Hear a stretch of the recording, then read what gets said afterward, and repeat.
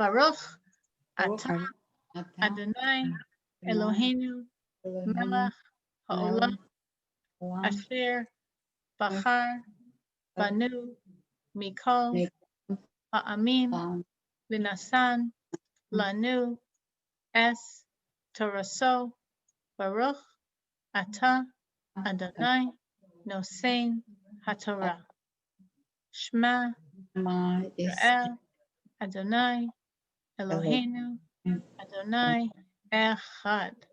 Okay, so we are continuing the book of Ruth. Thank you, Arella, for following me. We have had 4 classes so far on Ruth, and as such, we're up to like the 6th verse of chapter 1.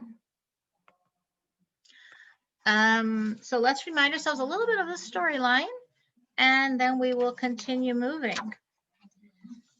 So it happened, we're looking in the days when the judges judged, or we said when the judges were judged, when the people were not compliant with the sort of free reign, free rule, meaning voluntary rule of the judges. There was no army, there was no law enforcement.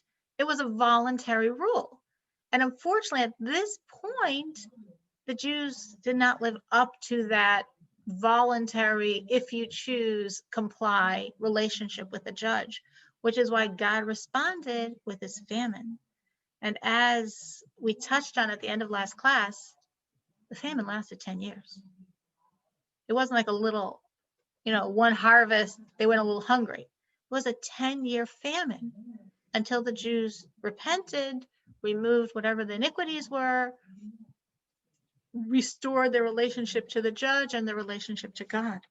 And we said during that time, the most important man, not the judge, but from the people, the most important man, from the most important tribe, from the most important city, Elimelech, most important man, from the most important city, Beis Lechem, in the most important tribe, Judah, says, I'm out of here. I've got all this wealth. Everyone's going to want and need, and they're all my relatives. I'm going to become impoverished myself. I'm leaving. And he said to his wife and sons, he had 2 sons, Machlon and Chilyon, and he said, listen, I'm going. If you want, come with. Well, they followed, and he took his wealth, his wife, his kids, and they went to the enemy, which of course compounds not only the evil that he abandoned his brothers, not only the evil that he abandoned Israel, but he went to the enemy. He went to Moab, and he settled there. He became integrated in their society. He came as this rich, noble man, and they welcomed him. They made him an officer. And God said, hey, this is not the way to go. And God took away his possessions, and he took away his livestock. Then he took away his possessions, and he still didn't repent. He still didn't repent. God took away his life. He's done. Naomi and her 2 sons were still there. Instead of picking up and going back to Israel at this point, which they could have done because the catalyst for going was Elimelech, and he was gone, and he died, and it might be pretty obvious it was God's hand. He lost his livestock, he lost his possessions, he lost his life, but the sons didn't hear it. Instead, the sons planted themselves there. Naomi, we sort of view as sort of like almost the victim of the story, and that she was sort of stuck first with her husband and stuck with her sons. But the sons were like, no, there's still a famine on in Israel. We still have our money. I guess they kept their money, though their father lost his. We're not going back there. We're staying here. We got to get married. So it says they married 2 Moabite princesses. One's name was Orpah, one's name was Rus. And we discussed at length last week what exactly is happening here. Did the men fall so low that they took non-Jewish women as their wives? That is one opinion of the sages, but an opinion that made more sense in the storyline. It's not just, well, we don't want to think so bad of them, but that opinion doesn't really make perfect sense in the storyline because throughout the book, Naomi is referred to as Rus's mother-in-law. If it was an illegitimate marriage, there's no mother-in-law. Later, Rus marries someone with a marriage that we call Yibum, or in the English, Levirate marriage, that only applies if the marriage was real. If it wasn't a real marriage, there's no Yibum concept. So the marriage was real. If the marriage was real, she was converted before the marriage. But if she converted before the marriage, we said, then what's Rus doing convincing Rus and Orpah to go back to their mother's home, to get some nice Moabite man, to go back to idolatry? You can't do that if you're a Jew. So what does that mean? So we explained based on the Zohar that Rus and Arpa definitely converted before marriage, and that's why the marriage was legitimate. But the marriage had a question, we said. The question was, are they sincere? Or is it because this is what their husband wants? We don't know. They're living a Jewish life for 10 years, but we don't know. Now is the test. Because now, when their husbands are gone, and unfortunately they were childless for 10 years, so obviously that was another pain both the husbands had and they had. So there's no kids holding them on to this religion. Are they going to stick with it or not? If they leave it, they were never Jewish in the first place. If they stick with it, they were always Jewish.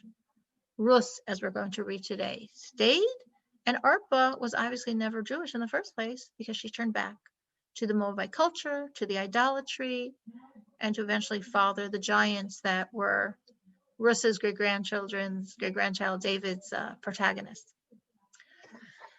So that's really what we were up to. Mrs. Turn, I don't know, that still like makes me feel weird. Okay. That she wasn't Jewish. Is there like Orca more? Or Rus? Which one? Orca. So this was actually something in those days that was not unusual, meaning you can look at it also today. If someone wants to convert because they want to marry someone who's Jewish and who wants, or his parents want, the girl to be Jewish. Now I'm talking about really like Orthodox conversion. Well, so let's say this woman says, I accept all the commandments, I study them, I'm going to live with them, and she does. Is she really Jewish if she's doing it only because of her husband? It's a big question. We don't know. It's not simple. Now, in those days, in the time of Machlon and Chilion, obviously they were very eligible men. They were very wealthy, very noble family. And it was sort of, as we said, a state-arranged marriage, as were the marriages among the royal families. So it wasn't really like Rosa Orpa had a choice. And other times in that period of history, there was the same question would come up, let's say during Solomon's time, right? During King Solomon's time, this is the Jews at their height, and the whole world is like, wow. So a lot of people then might want to convert, but the question is, do they really want God, or do they just are enamored by the coolness of the Jewish people? If they want God, they're legit. If they don't want God, they're not. It's actually interesting. In those days, in the days when the Jews were at their height, and therefore lots of people wanted to convert, the main Jewish courts did not accept converts. Almost like we could say by the times of the Messiah, by the times of Mashiach, we're told no one can convert. Why not? Because everyone will want to convert. It's not the same reality as like when the Jews are in the dirt and you still want to convert. You want God, that's why you want to convert. When the Jews are suffering, but you want to be part of them, that means you really want God. But when the Jews are at their zenith, when they're at their height, and you want to convert, like when the Jews left Egypt, and there was a whole mixed multitude, which we call in the Hebrew the Erev Rav, that said, we want to jump on the bandwagon. And Moses said, great. And God said, I don't have such a good idea, Moses. He said that after Moses took them. And we know throughout the 40 years in the desert, this group of people caused tremendous problems for the Jews. They were insincere converts. What was insincere about them? It wasn't insincere that they wanted to convert. What was insincere was they weren't for God. So if you're doing it but not for God, your conversion is not valid. So in the times like of Solomon and David, when they were in their power, the main courts would not accept converts. But what happened in those days was smaller courts, like not as knowledgeable that this is the perspective, would accept converts that they felt were sincere. So they converted people. The question is, did the main courts accept them or not? And the main court's perspective on them, I'm talking then, this is a historical fact I'm saying. The main court's perspective on them was, let's wait and see. If we see that your life expresses a commitment to God, you're sincere, you're legit. If your life does not, you're not. And you never were in the first place.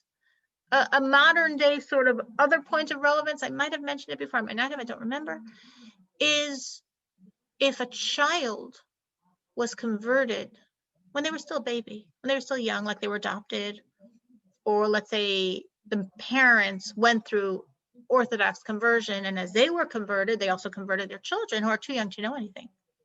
So those children have to accept the conversion. And if they don't accept it, then it was never valid in the first place. So the traditional time when they're supposed to accept the conversion is when they turn of age that they're accountable to serve God, which for a girl is 12 and a boy is 13. So at that age of what we call bar or bat mitzvah, when your full base soul powers have entered your body, and you are considered from a religious perspective, in a sense, an adult. It's a little scary, 12-year-old and 13-year-old, in a sense, an adult, not completely, but in a sense, an adult. And at that day, the day of your bar or bat mitzvah, you either affirm your Judaism or you say, no, I'm not really interested. And if you're not really interested, fine, you were never Jewish in the first place. And if you affirm it, then you're always Jewish. And if the day after your bar mitzvah, when all the games and parties, they're done, and you're like, I don't know if I want this anymore, it would be like any Jew saying it. But on the day of the bar mitzvah, you have a choice. And for a person who never knew they were converted, the day they find out, they have until sundown of that day to make that same choice. And if they make that choice that day that they don't want to be Jewish, then they were never Jewish in the first place. And if on that day they don't decide to not be Jewish, then they were always Jewish and can never leave it any more than any other Jew. So that's really what we're saying here. It's not Machlon or Chilion's fault per se. I'm not judging them. You could judge them, but that's not really my point. When Rus and Arpa converted, of course they converted. What choice did they have? But Rus was actually sincere. And that's why her conversion was always real. And Arpa, we're not blaming her. It was just what she had to do, and she did it. And she lived for 10 years a Jewish life. But she never really meant it for God. And that's why when she had the choice, she chose not, then it was never true in the first place. So this is where we're up to now. At this point in the drama, we're up to verse 6, and Naomi has decided to leave. She's been in Moab 10 years. She suffered a lot in those 10 years. Her husband died. Her 2 sons are childless. Her husband, before he died, lost all of his livestock and all of his possessions. Her 2 sons are childless and lose all their livestock and lose all their possessions. She left Israel as the richest woman in the country. She is now the most destitute beggar, without a husband, without sons. But she decides to go back. So the verse says, she then arose, up to verse 6. She then arose along with her daughters-in-law to return from the fields of Moab, for she had heard in the fields of Moab that God had remembered his people by giving them food. So it says she decided, even though, of course, in the end, all 3 unanimously are leaving, but this was really Naomi's decision. Naomi's there. They're all suddenly like in the lurch. Now, really, Rus and Orpah were not in the lurch because they were princesses. We discussed that their father was Eglon, the king of Moab. They could go back home. They didn't have any kids to, so to speak, be straddled with. They're princesses. Their father will find them someone else to marry. They could go back to the palace, whatever palaces looked like in those days. But Naomi made a decision. I have nothing here. I'm going back. But it wasn't just I have nothing, I'm going back. She heard something that convinced her to go back. So what did she hear? So the verse said, she heard in the fields of Moab that God had remembered his people by giving them food. So the commentators discuss, who did she hear this from? And of course, there are a number of opinions. So one opinion is she heard this from the Jewish peddlers. Because now that there's food, now that this 10-year famine was over, if you remember, we said it was a 10-year famine because the Jews thought, for 10 years we'll be good because Elimelech can support us. Well, of course, Elimelech ditched them, and it still took them a long time till they repented. And then when they did, God forgave them 10 years later. So the famine's over. The fields are again producing produce, and the peddlers come to Moab to sell their wares. And they're talking, and they tell her, oh, God forgave his people. So when she heard this made Naomi want to return. Now, it wasn't anything to do with her husband and her son's considerations. She's poor. She's destitute. She's the poorest of the poor. So it's not like she's scared to go back because they're going to take her money. She has nothing. But rather, she was thinking, she doesn't have sons here. She doesn't have her husband here. But what is she going back to? She had abandoned them. She had abandoned the people. I don't know if any of her former friends, so to speak, are going to be her friends anymore. She doesn't look anything like she looked. She doesn't have any of the accoutrements she had when she was there. And she doesn't know she wants to go back because the people weren't really serving God. So they weren't serving God and she abandoned them. What's she going back for? But when she heard from the peddlers that the famine was over and God had forgiven them, she understood this meant the Jews had repented. And she said, oh, they've repented. Now it's safe to go back. Both now it's safe to go back because I'm not going back to a lawless society. I'm going back to a godly society. And also, I don't think they'll be as harsh on me. Meaning as a human being, she was a little intimidated. You know, it's pretty degrading leaving as the richest lady and coming back as the poorest one. And we ran away. We ditched you. And actually, I lost my husband, I lost my kids, and I lost all our wealth. Like, it's not all comfortable. But she said, if they repented, that means they're good people now. So it means it's safe to return. I don't know what I'm going to have there, but I won't have the degradation I would have if they were still lawless and not in a godly space. So that's one understanding of it. And the reason why those opinions say that it was from the Jewish peddlers is because they're bringing in God. They don't just say, oh, the famine's over. Oh, there's food in Judah. They say God remembered his people by giving them food. So the fact that the peddlers were talking about God remembering his people, I mean, that's not what the Moabite peddlers would say, probably. So therefore, it's the Jewish peddlers. This is who she heard it from. Others say no. God remembered his people. Doesn't sound like a Jew talking. He didn't say God remembered us. He said God remembered his people. You know, the other tense, the third tense there, his people, not us. So who could say his people? Not the Jews, but the Moabite peddlers who traveled around, and they came to Judah and they saw, oh, hey, after 10 years, the crops are growing. So when they came back, they were schmoozing, they were talking, and they said, oh, God remembered his people. So Naomi overheard this and said, oh, God remembered his people. They repented. It's not lawless. They'll be kind to me. And also, it was a sense of like, if it was because of the merit of the land, how can I return? I rejected the land. But if it's the merit of the people, I'm also one of God's children. So I can also come back home. So with all of these thoughts, she decided to go back home. Now, next verse, 7. She left the place where she had been, accompanied by her 2 daughter-in-laws, and they set out on the road to return to the land of Judah. So Naomi's leaving with Rus, with Orpah. They're walking from Moab to Judah. Now, it's interesting. Rashi says that if in the previous verse she said she's leaving, what do we gain by saying in this verse that she's leaving? We're saying the same thing twice. And he actually says something which he also says in a different context, a very famous Rashi in the Chumash, where he says, because when a righteous person is in the place, he is the light, he is the shining glow of that place. So verse 6 said she left. Verse 7 said the impact of her leaving. That when she left, the light left, the shine left, the godliness left. Because Naomi truly was a very, very righteous person. As I said, her name Naamah means pleasant. So she was very pleasant and pleasing to God, which is why God spared her even when her husband and sons died. So she left, and with her went all that glow. Now it's interesting. It says, if you look at the verse again, she left the place where she had been, accompanied by her 2 daughters-in-law, and they set out on the road to return to the land of Judah. So what's this on the road business? I don't think they're flying here. And there's 2 different explanations, both sort of highlighting different ideas here. One is on the road, because literally they were so poor they were barefoot. They didn't, in those days it was sandals. They didn't even have sandals. They were literally on the road.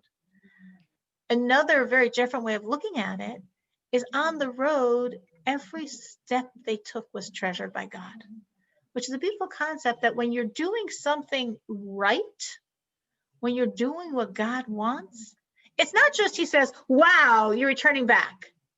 Every step you take, he treasures. And I think we can apply that to all of our own steps in our journeys. It's not just the bottom line that God appreciates. And sometimes we take like a step forward and a little step back, and we go sideways sometimes. Every step forward we take is precious to God. That literally he counted and treasured their steps. And I'm going a little bit quickly here. Any questions, any comments, anything anybody want to add to any of this? Okay. Now we're up to verse 8. Then Naomi said to her 2 daughter-in-laws, go, return each of you to her mother's house. May God deal kindly with you as you have dealt kindly with the dead and with me. So at this point, there's different ways of understanding what's going on here, but the basic way of the commentators is that Naomi's looking at these two women and she's like, what are you coming with me for? You're young, I'm old. You could get married again. I've got no more sons to give you. I've got no money to support you. I mean, I'm not fooling you. You know that. What are you coming with me for? Go back home. Get married. Have children. You never had children. That was such a pain for the past 10 years. You were good girls. You were good wives. You were good daughter-in-laws. But like, what are you doing this for? Schlepping along with me, your old destitute mother-in-law who has nothing to offer you? Go back home. Now, and she was sure that they would have a good life because she said, you were good wives, you were good daughter-in-laws. God's going to reward you. Don't just schlep with me out of kindness for me and ruin your own life. That's so silly. Now, again, we also said this could have been like sort of her testing their real sincerity of conversion. It seems to us pretty sincere that they were princesses that were choosing to walk to Judah with their destitute mother-in-law, but that wasn't enough. She was like, let's put this down on the bottom line. What are you coming back with me for? Are you thinking, well, if we abandon you now, God will be upset with us? No, I'm telling you, God will be fine with it. You did your duty and beyond. The verse said you were good with the dead, not good with your husbands, meaning even after they passed away, you did the right thing. You got them burial shrouds. You didn't come demanding to me the money that you could have with the ksuba. Of course, you don't have no money to give you. You were loyal to them. You were loyal to me. You don't have to keep walking this pointless road. You know, sometimes we're stuck on something and we keep walking the road even though it doesn't make sense anymore. She's like, this doesn't make sense anymore. If you're really, really, really, really sincere, of course, you're going to keep walking with me. But if you're not, what in the world are you doing this for? And some say that she already sensed, which makes sense that she should be able to sense it because it should be pretty obvious that Ruth was very sincere and Orpah was not. But we see the way she talks to them, she sort of makes them equals. The verse says she's speaking to her two daughter-in-laws. You know, like she's not discriminating. She's not implying she thinks Ruth is going to stay with her. She's not implying she thinks Orpah is not. She's giving them both the honor and the respect that you were great and your sacrifice is no longer necessary. And I think you should go home. And then she left it up to them to see what they were going to do about it.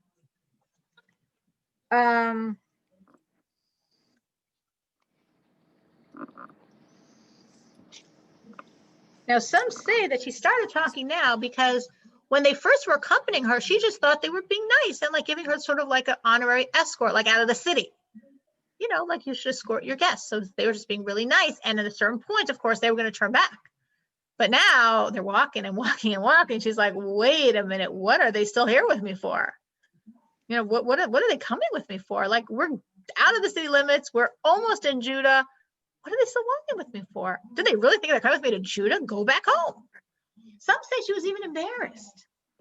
Not only is she going to go back, no longer the rich Naomi, no longer the Naomi that has the servants and the clothing and no longer the Naomi that has a husband and sons. She's going to come back, Naomi, with two Moabite daughter-in-laws.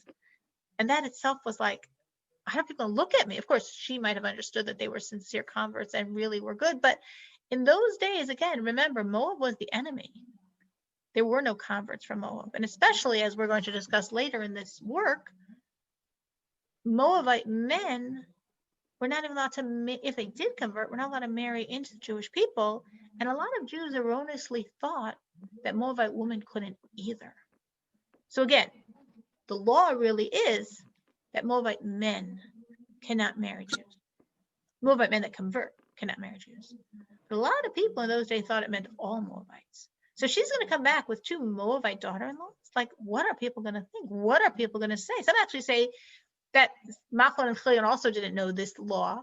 And therefore, even though legally it was correct, but they were wrong because they didn't know it was legally correct, you know, to marry Moabite women that converted. Because in those days, people thought you can't marry anyone from Moab. So for whatever the reasons were, and all these are probably true on some level, of course, she's like, go back home. What are you coming with me for? And she says that God should do kindness with you because how did she know God's going to do kindness with you? Because she said, God always pays back. And this is something we rely on to this day, this concept that God always repays.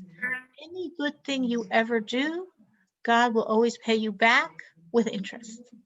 Meaning God's God.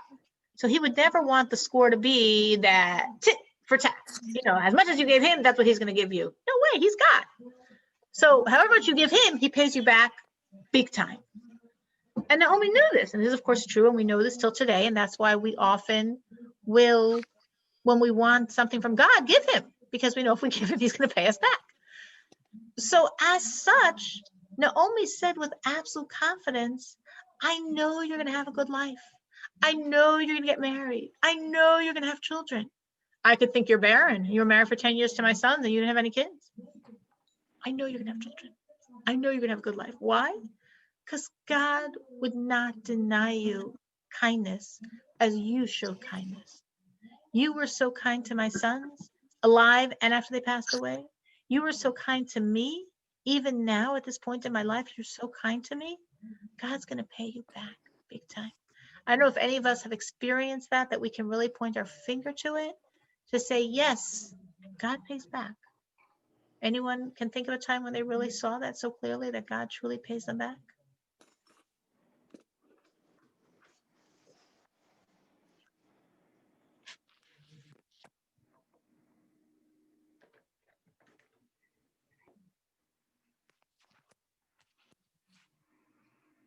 If you can't think of it, he does. If you think in your life, you will find times where he does. What you do, he does pay back. Does that mean you're doing everything? God knows we're human. For each one of us, as we try our best, we always see that God so appreciates it. Just as we said, every step she took, God appreciated. He just doesn't appreciate that he went back to Judah. He appreciated every step she took. So also us in our road to God, God appreciates and pays back for each step we take.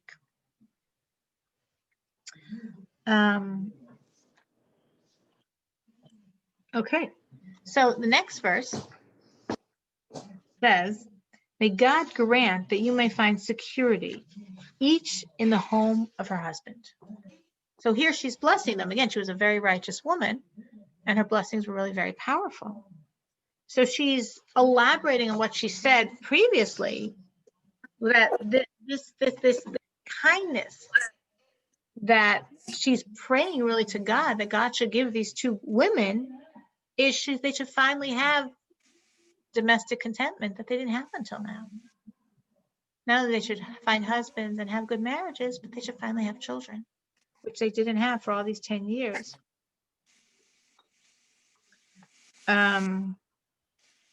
It's interesting because in the language, on one hand, she's sort of saying the plural, but somewhere she says here in the singular to imply that she really knew that in the end, there was going to be one who was going to find the real contentment. Because she understood, of course, that the real contentment would be sticking with God. And even though on the surface, she's addressing both of them equally, but obviously she already understood who was going to stick with her and who wasn't. And obviously, of course, you could say because she's very righteous, you could just say it makes sense because if you know someone for 10 years, you sort of understand the sincerity of their connection to God. And she said, may God deal kindly with you, if you deal kindly with me. May God grant that you may find security, each in the home of her husband. Each in the home of her husband is really implying that this is really what's giving them contentment. She's saying, if you're not in the home of your husband, if you don't have a husband, you don't have a home, you're not going to be content. But if you go back and you get married, obviously with a good marriage, you will find contentment. That's where a woman finds contentment. And she had seen their unhappiness for the past 10 years because they were barren, even though seemingly their marriages were very good, but they were still very unhappy because they never had children. So she knew how, even though they were happy in the marriage, they were so unhappy. She's saying, now you'll find that contentment. You'll get married, you'll have kids. Now, obviously, God withheld from Rus children because that's necessary for the whole storyline.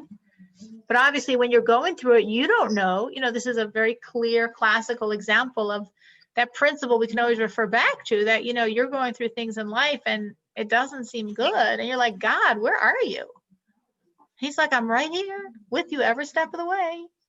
And ultimately, because Rus did not have children with Machlon, that's how she merited to have children with Boaz, the child with Boaz, who's the ancestor of Mashiach. If she had had those children with Machlon, nothing would have happened in the storyline, you know. That marriage would never have happened, and the Mashiach and the king and David descending from her would never have happened. But when she was going through those 10 years, she didn't know that. She just knew she was barren, and she had that pain. And I think that's really true for all of us in a lot of things in our life, that like we go through things and we're like, doesn't feel good, doesn't feel right, doesn't feel like this could be from a loving God. And it's good to remember, you know, it is. It is. He does know what he's doing. And very often what he's doing is out of such love that we only see retroactively. And of course, sometimes not at all. And any thoughts, any questions, any comments on any of the above?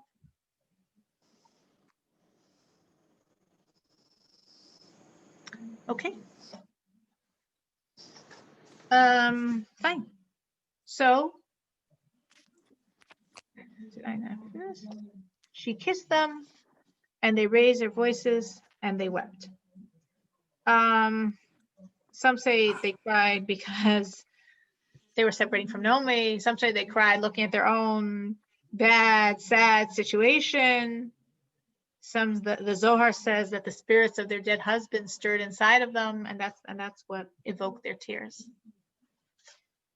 And they said to her, now here Rus and Orpah are talking as one voice. I don't know if they said it in a chant, but whoever said it, it was really saying it for both of them, or they both said it simultaneously. And they said to her, no, we will return with you to your people. So Naomi's offering them the best road out. She's like, it's okay. I know you converted and you were Jews, but it's fine. It's over. My sons are gone. I've got no more sons to give you. Go back home. Go back to being a princess. Go back to your mothers. They'll take you in. You'll get married. You'll have kids. Go. Have a good life. I'm not going to have such a good life. You have a good life. And both of them, Rus and Orpah, said, no, we're going with you to your people.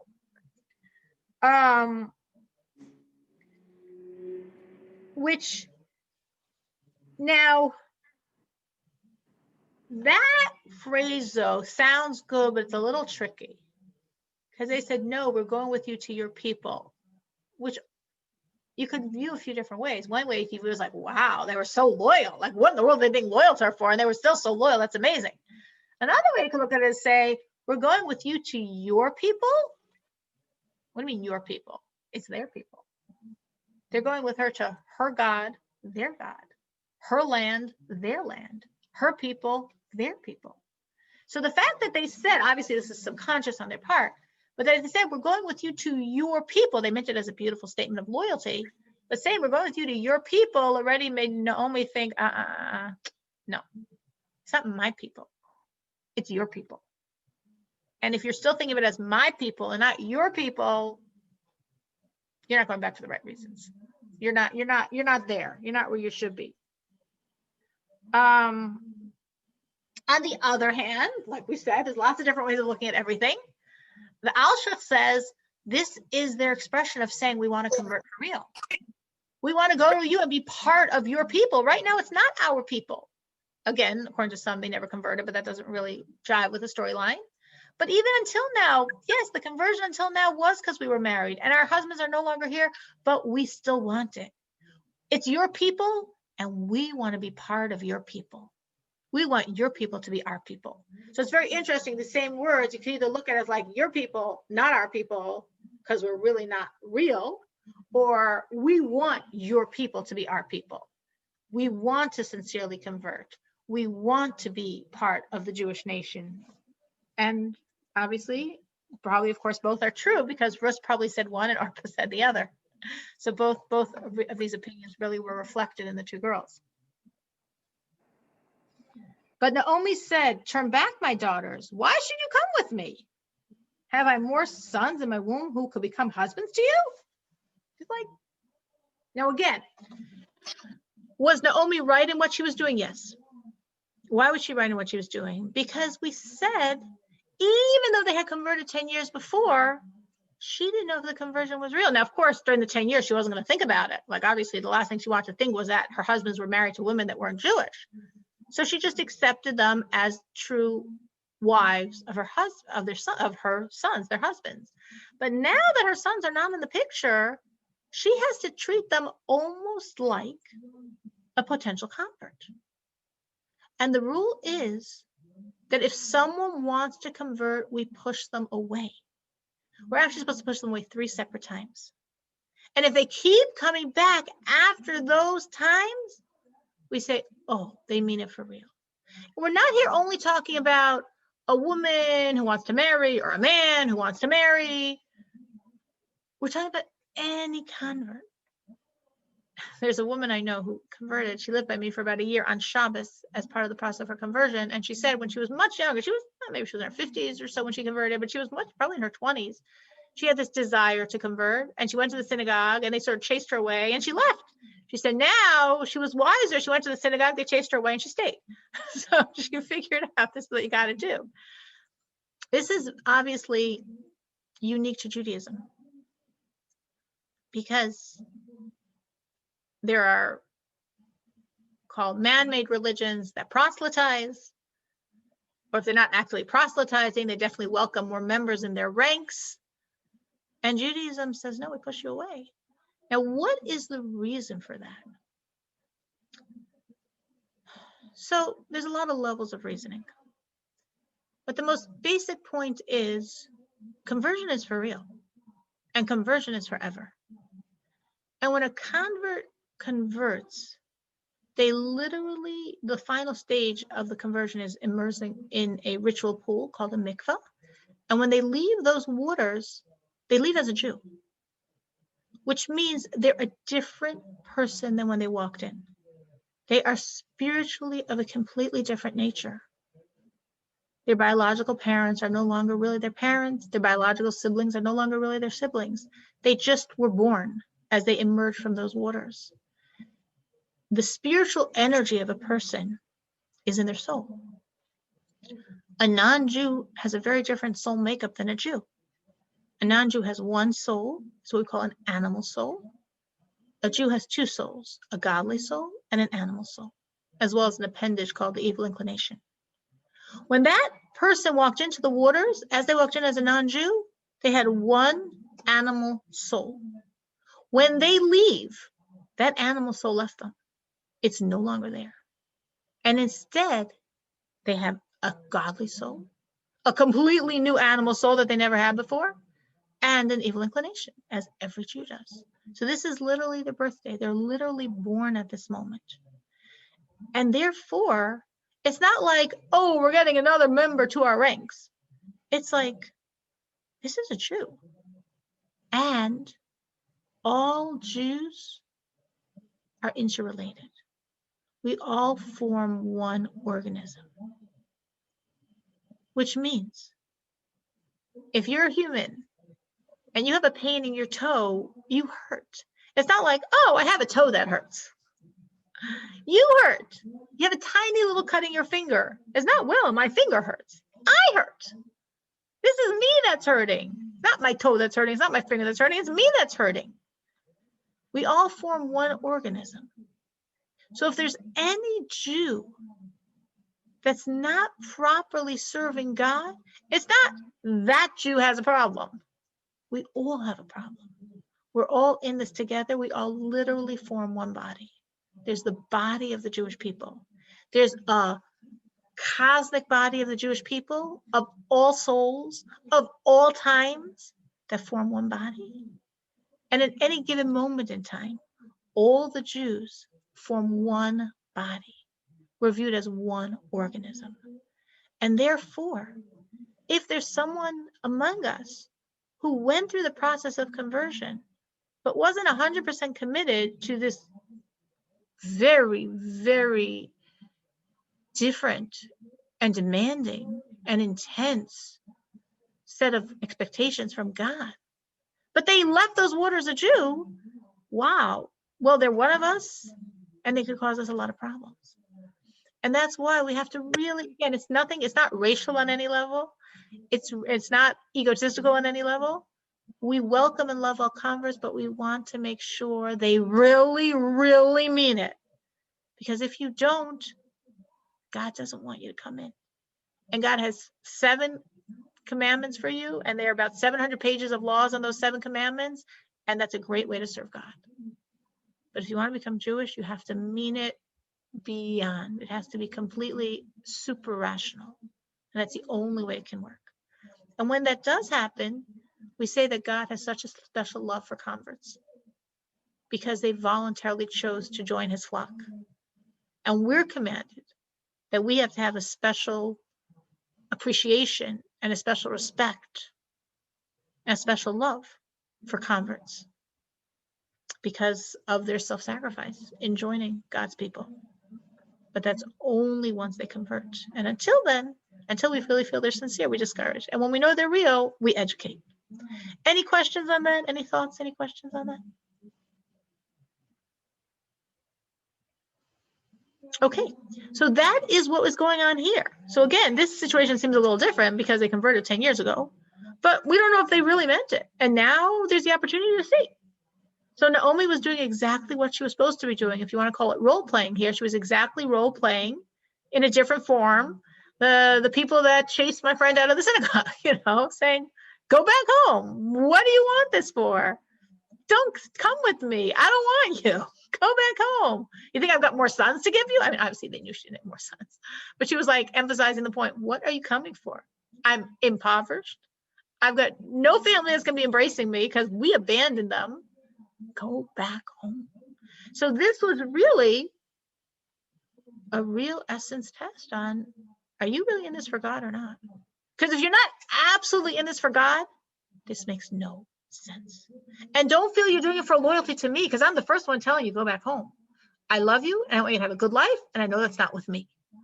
So she was really pushing it, that there's no rational reason to stick with me. And still Rus stuck with her, which shows the incredible devotion Rus had, not to Naomi, to God. And therefore, when we're looking at Arpa, who didn't stick with her, it's like she was following Naomi's script. And it was totally plausible. Naomi's saying, go home. I don't want you to come with me. I can't support you. I have nothing to give you. I want you to have a good life. It's not going to be with me. If you want to listen to me, go home. So when Arpa left, that was fine. And that just showed that the past 10 years, her conversion wasn't real either. But can we blame her? No, we don't. Actually, it says that for the steps she took toward Naomi, she was rewarded. That God appreciates everything, the little things, the big things. We have no clue. We have no clue what God appreciates. You know what I'm saying? We like I said, God appreciated every step they walked. We're doing things. Do we understand how much God values what we're doing? How could we? How could we? Every little bit of good, we can't fathom how much God appreciates it. And everything we do wrong, we can't fathom how much it hurts God. Because we don't get how enormously important each one of us is to God. So the little bit of good that Arpa's going to do, God rewards her for incredibly. Because everything that's good, he appreciates. But her leaving is no problem. She didn't do anything wrong. That's exactly what she was supposed to do. Rus was just crazy. She was behaving completely irrationally because she wanted God. Any thoughts, any questions on any of this?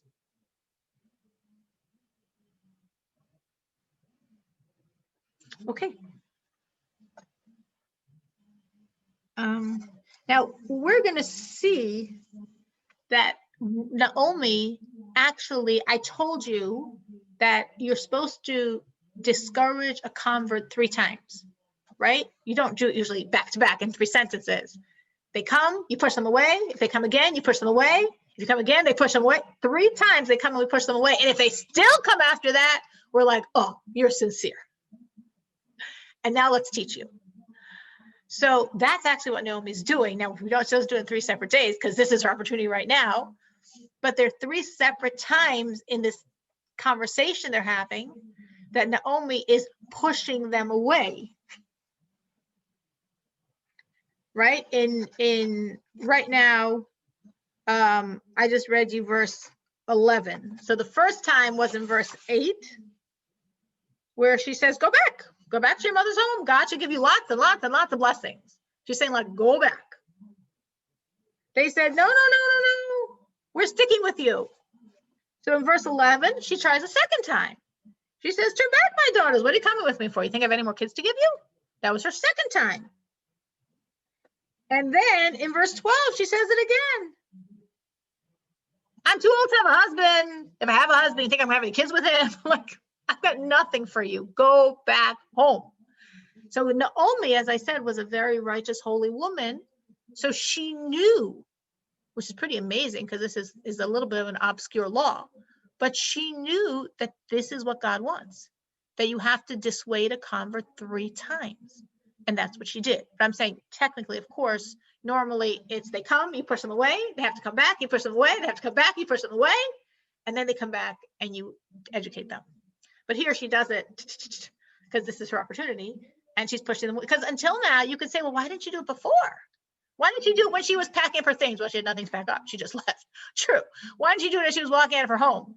Because she didn't really think they were coming with her. Remember, only she thought they were being polite. She thought they're escorting her out of the city. They're escorting her out of the country. Only when she sees, hey, we left Moab. We're coming to Judah. They're still walking with me. Oh my gosh, what are they thinking? Now she does her 3 times of pushing them away because she knows that's what you have to do. And only if they still stick with you do you accept them, which is a real testimony to every convert. If you know any converts, any true Orthodox converts, that they went through this. Now you could say, well, maybe they knew the script in advance, but assuming they didn't know the script in advance, they came and they were rejected and rebuffed, and it wasn't very polite and nice and pretty. And they came a second time and they were rejected again. And they came a third time and they were rejected again. And then they came a 4th time. And then the people said, okay, you're for real. Let's teach you. So that's really a very special thing. If you think of any convert, you know, who's a real convert, what they went through because of a love of God. It actually says in the Talmud that converts are harsh for the Jewish people. And the reason is because it almost makes us look bad. Like, look at these converts. They abandoned everything. They literally, sometimes when people are not Orthodox and they become Orthodox, they sort of feel like that. Like, oh, my family's not so close to me. Oh, my friends look at me funny. Oh, I can't wear my former clothing. I can't keep my former job. And it's all true. And it's sometimes a very hard road. But imagine what a convert goes through. Imagine what that really means, giving up everything for God. And that's why they're so special and precious to God. They're the sheep that chose to join the flock. It's so meaningful to God. And that's why we sometimes don't look as good. Because like, hey, we were born into it, and what are we doing for God? And would we stick with God the same way? Look how these people are sticking with God. So that's why it says converts could be harsh for us, because it might make us look not so good. And definitely a convert like Rus, who, as we said, was the epitome of all converts.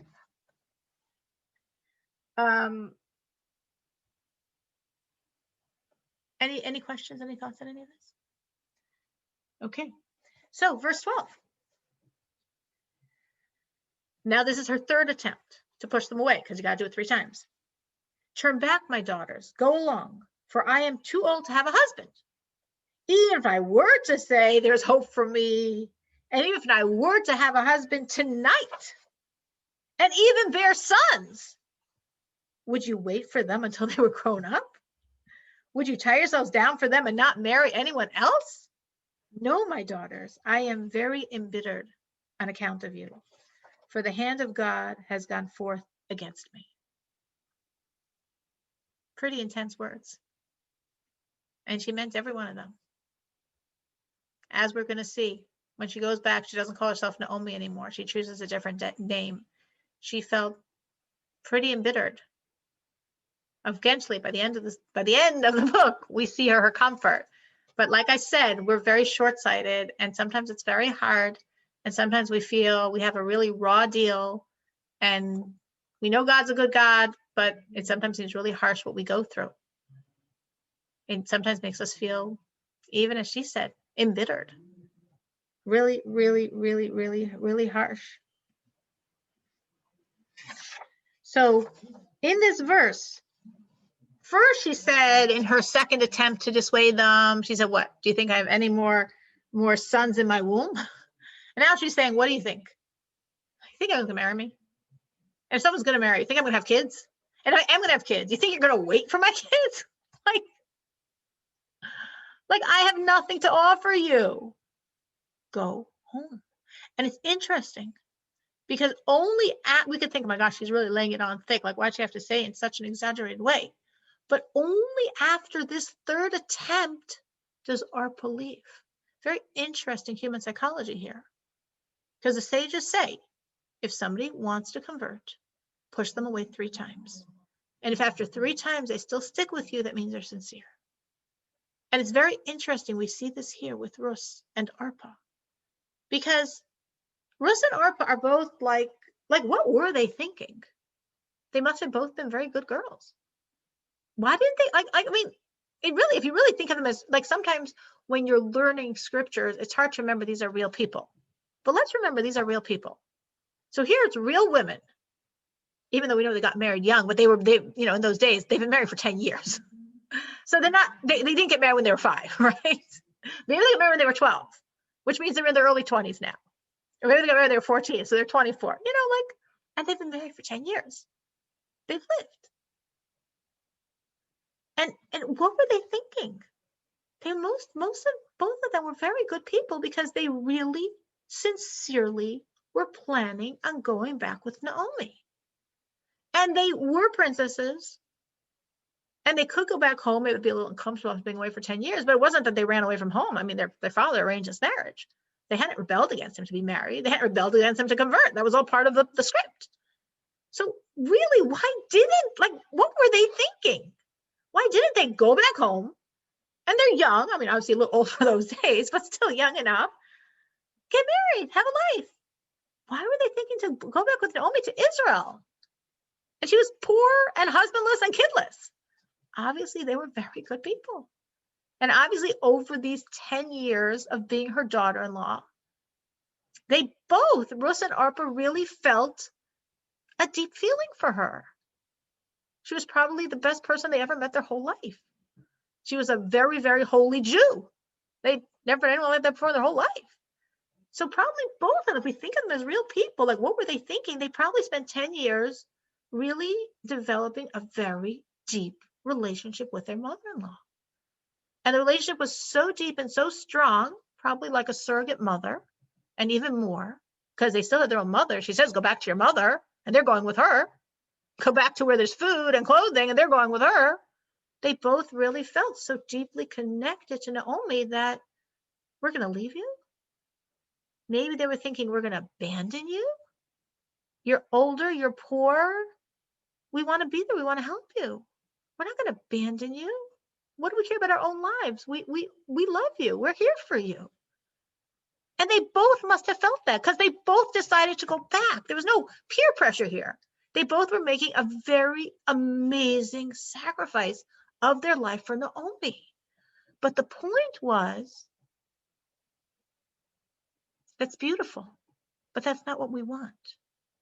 I don't want you to sacrifice your life for Naomi.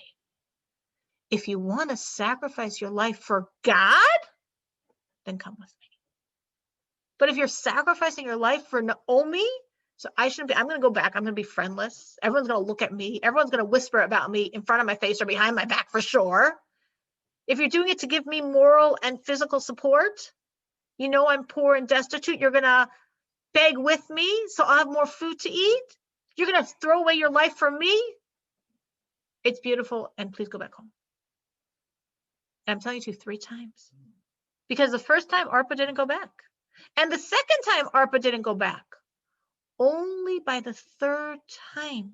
We see what our sages are saying here to tell someone 3 times. only by the third time did it shift her. And she said, okay, if Naomi really doesn't want me, what in the world am I doing this for? You know, like sometimes you're willing to sacrifice for someone and the other person says, I don't, thank you very much. It's so sweet of you, but I don't want the sacrifice. I don't need the sacrifice. I don't want you to sacrifice. But the first time Naomi said it, Orpah didn't buy it. Oh, she's such a nice person. How could I leave her? The second time Orpah didn't buy it. Only the third time Orpah bought it. But Rus never bought it because Rus wasn't doing it for Naomi. Rus was doing it for God. And that's what makes her a true convert. Okay. Any questions? Any thoughts on this? Technical question. Sure. The text has these numbers, and there are no comments for numbers. Usually in each parsha we have numbers, and each number has some comment. You know, numbers in the text. I'm not sure what you mean, Rachel. What do you mean numbers? Normal parshas, I have my book with me. Parsha has in the text some Commentary. phrases have numbers and then commentaries to this Right. number. In this text, There's there no are commentary. no commentaries. So it's the text you have. Do you want to pick up the text so I can see it? Do you want to pick up the book so I can see the book that you have? Okay. So that book is not giving you commentary. It's just giving you a translation. There are many books of commentary. I'm truly not making up what I'm saying. I mean, we know it, but you know, there's loads of commentary. This is one of the 24 books of scriptures. There's the 5 books of Torah, there's the books of the prophets, there's the books of the writings. Within the books of the writings, we have what we call the Megillos, the scrolls. This is one of them, like we have Eicha, Esther. This is one of the Megillos. So there's an enormous amount of commentary. If you wanted to find commentary and you went online or you went to a bookstore and looked Rus with traditional commentary, you could find in English. There's a lot of commentary on Rus because it's a very learned book. Maybe because it's short, maybe because it's so fascinating, maybe because the whole concept of conversion could be so relevant. So people really want to understand Rus as the ultimate convert. Many groups of people have the custom, it is not the Chabad custom, but many groups of people have the custom on the holiday of Shavuot to read the book of Rus. So that makes it even more popularly studied. So there's much commentary in English as well. Just happens to be the one you have doesn't have it. Oh. Okay. But there's plenty. But I'm saying if you wanted Amazon or the bookstore, they both would have it. Just if you want to check, just to make sure it's an Orthodox version, because something like Rus also is like could be a secularly popularized, misconstrued love story. And that's why you want to make sure the sources are Orthodox. Like Esther also. Both of them have a lot of misconstrued understandings. Any other questions? Okay, so let's do our law. We're just doing a little bit of the laws of the Sabbath, of Shabbos, and we're discussing the idea of buying food. The last thing we said was you should have at least 2 dishes and fish, unless you really don't like fish or it makes you sick.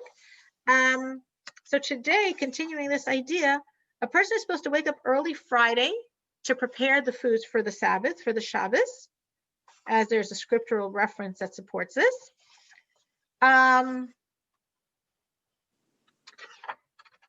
And you want to get up early, especially they don't say especially when Shabbos comes in at like 4 o'clock, but you know, when Shabbos comes in at 4 o'clock, you have extra motivation to do it early in the morning to prepare. When should you buy your foods for Shabbos? So it says the foods that are ready made, you should buy on Friday, ideally. The foods that you need to prepare by like Thursday. The idea of buying the foods on Friday is that it's very obvious you're buying this for the honor of Shabbos. In other words, if on Wednesday you buy packaged chocolate, it's not as obvious this is for the glory of Sabbath. But if you're buying it on Friday, it is. But foods that need to be prepared, don't go to the store on Friday, we're told, because then you need time to prepare it. So buy those before. It says, I don't know if people do this, but it's a very beautiful custom. It says that when a person is shopping for the Sabbath, as they buy, they should say, this is for the honor of the Sabbath. Zel lekavod Shabbos. This is for the honor of the Sabbath. And if you're saying it or you're thinking it, everything you're doing for Sabbath is honor. You should utter in your lips, or at least in your heart, this is for the honor of the Sabbath. There are some people that do that when they eat food on the Sabbath. Like not with every bite they take, but like with every course, as they're about to have a new food, they say or they think this is for the honor of the Sabbath. And then they eat or have it in mind, and then they eat. To be very conscious, because God wants us to have a beautiful Sabbath and he wants lots of great foods. And we should remember we're doing it for God. Any questions on that? But food can be prepared before Friday. 100%. It can be. We're just saying here the ideal. Now, again, if you say my ideal, I can't prepare it all on Friday because I don't have time, because I have a lot that I'm making, then that's fine. But in the world of theory, if you could do it all on Friday, and if it will be at its best and its freshest, and then it's ideal. Obviously, if you work all day Friday and therefore you make it Thursday night, it's totally fine. And if you make it Thursday because you just don't want to have a dirty kitchen on Friday and your maid's coming Friday, it's fine too. But we're just saying these are just different ideas of how we're really supposed to honor the Sabbath. And this is a way of honoring it, that we're really preparing the food on Friday so to be its best, its freshest, in honor of the Sabbath. But it's totally fine and permissible to do it any day of the week, especially with our refrigeration abilities that people didn't have beforehand. Any other questions? Okay, thank you so much for joining. I hope you're enjoying this study. It's a fascinating work. Thank you It's a very, so much. very special person. Thank you, Firma, for joining. And it's so much to take to heart. So I hope everybody's enjoying it and finding things that are relevant. Have a wonderful week. Thank you so much for coming. Thank you. Thank you. Thank you. You Thank too. you. Bye-bye.